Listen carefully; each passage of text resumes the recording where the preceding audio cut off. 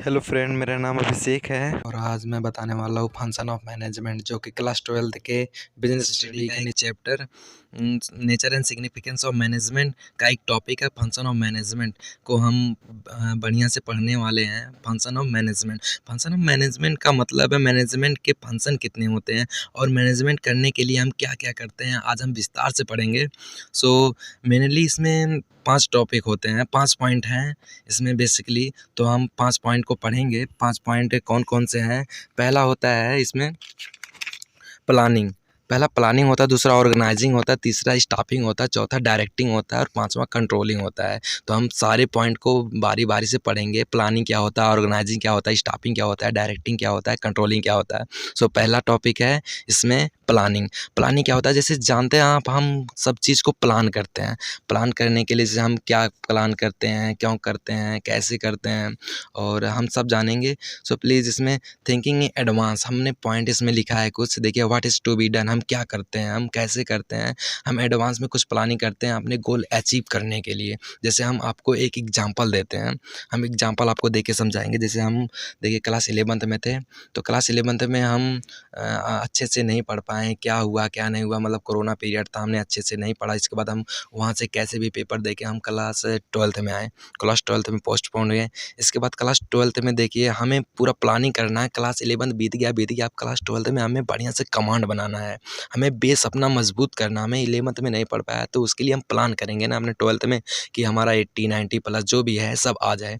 तो इसके लिए हम प्लान कुछ करेंगे, ये पढ़ेंगे, वो पढ़ेंगे, हर सब्जेक्ट को 5-5 घंटे पढ़ेंगे, जो भी पढ़ेंगे।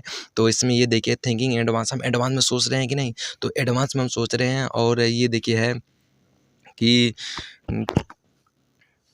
सिटिंग इन मतलब सेटिंग इन आवर गोल्ड, मतलब सेटिंग ऑफ आवर गोल्स, मतलब अपने गोल्स को अचीव करने के लिए हम प्लानिंग जो करते हैं, तो यही होता है। और थिंकिंग इन एडवांस, मतलब एडवांस में हम जो थिंकिंग करते हैं अपने प्लान को, अपने गोल जो है उसको अचीव करने के लिए।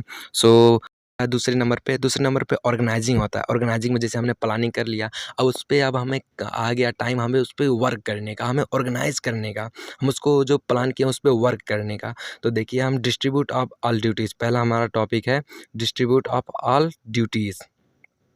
ये देखिए डिस्ट्रीब्यूट ऑफ ऑल ड्यूटीज़, मतलब अपने ड्यूटी जो है उसको डिस्ट्रीब्यूट करने का। मतलब ऑफिसर हैं तो ऑफिसर को अलग ड्यूटी दे दीजिए और जो वर्कर हैं उनको अलग ड्यूटी दे दीजिए, सबको डिस्ट्रीब्यूट कर दो। और दूसरा पॉइंट है main motive of authority. Authority मतलब फ्यूचर में किसको कौन ऑर्डर देगा, कौन नहीं ऑर्डर देगा। तो इस ये भी ऑर्गेनाइजिंग के अंदर आता है। और तीसरा पॉइंट बहुत लास्ट इंपॉर्टेंट पॉइंट, इसको बहुत ध्यान से पढ़िएगा, अरेंजिंग ऑफ रिसोर्सेज, मतलब हमको कितना फंड की ज़रूरत है, कितना रिसोर्सेज लगाएंगे या कितना हम कलेक्ट करेंगे, ये सब ऑर्गेनाइजिंग के अंदर आता है। हम कितना लगा रहे हैं, कितना लगाएंगे, ये सब ऑर्गेनाइजिंग के अंदर आता है। इसको ऑर्गेनाइजिंग बोलते हैं। अब देखिए ऑर्गेनाइजिंग पढ़ लिया, ऑर्गेनाइजिंग के बाद आता है स्टाफिंग।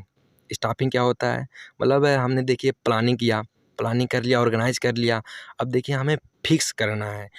कोई चीज़ हमें सिस्टमैटिक ढंग से जो रखा जाता है उसको स्टॉपिंग बोलते हैं। जैसे देखिए हम क्लास 11th में थे, क्लास 11th में थे जब, तो हमने एग्जांपल बताया, वही फिर से बता रहा हूँ। क्लास 11th में थे तो हमने कुछ सोचा, क्लास 12th में आया तो हम प्लान किए कि नहीं हम इतने घंटे पढ़ेंगे, इतने घंटे नहीं पढ़ेंगे, तो हम इतने घंटे पढ़ेंगे तो अच्छा करेंगे। तो उनमें सोच लिया, कोई बात नहीं, चलिए हमने प्लान कर लिया, ऑर्गेनाइज भी कर लिया, उस पर वर्क भी कर लिया।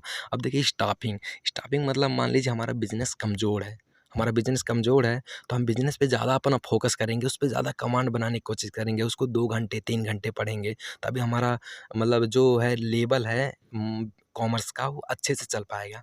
तो उसी हिसाब से देखिए हमें स्टाफिंग मतलब सबको सिस्टमैटिक ढंग से करना पड़ेगा। तो उसमें देखिए हमने देखिए find right person at the right job, मतलब आप उस आदमी को रखिए जो उससे लायक हो, जो उस जॉब के लिए अधिकार है जिसका, जो लायक हो उसी को रखिए। जैसे आप देखिए अब कोई मैथ का टीचर आप लाके उसे कॉमर्स पढ़ाइए, उसे अकाउंटिंग पढ़ाइए, तो पढ़ा पाएगा? नहीं पढ़ा पाएगा। अब वो भाई मैथ पढ़ाता है, मैथ में उसका कमांड है, मैथ में अच्छा है, तो वो कॉमर्स कैसे पढ़ा पाएगा? और डेबिट क्रेडिट क्रेडिट समझ ही नहीं पाएगा। तो पहला पॉइंट वही है। और दूसरा पॉइंट देखिए है अरेंजिंग ऑफ द स्टाफ, मतलब अपने स्टाफ को सिस्टमैटिक ढंग से रखिए।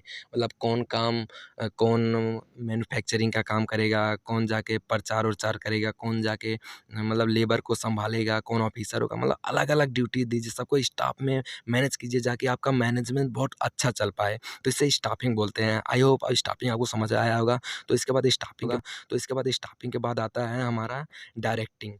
कंट्रोल कैसे करें? डायरेक्टिंग उसे बोलते हैं जिसे हम अपने जो वर्कर होते हैं, हमारे जो अंडर में एम्प्लॉयी काम करते हैं, उसको लीडिंग अच्छी तरह से लीडिंग किए करें। मतलब उनको नए-नए फीचर बताएँ, अच्छी चीज़ बताएँ और देखो मोटिवेशन, मोटिवेशन ये है ना, तो ये मोटिवेशन मतलब उनको मोटिवेट करें, उनको हरदम नए-नए तरीके बताएँ। इसमें देखिए एक और चीज़ है, हमें उनको अगर नए-नए तरीके बताएँ या कहें आप अगर ओवरटाइम करेंगे तो आपको ज़्यादा पैसे मिलेगा, आपको दुगना कर देंगे, तो उनको मोटिवेट करेंगे, उनका हौसला आएगा।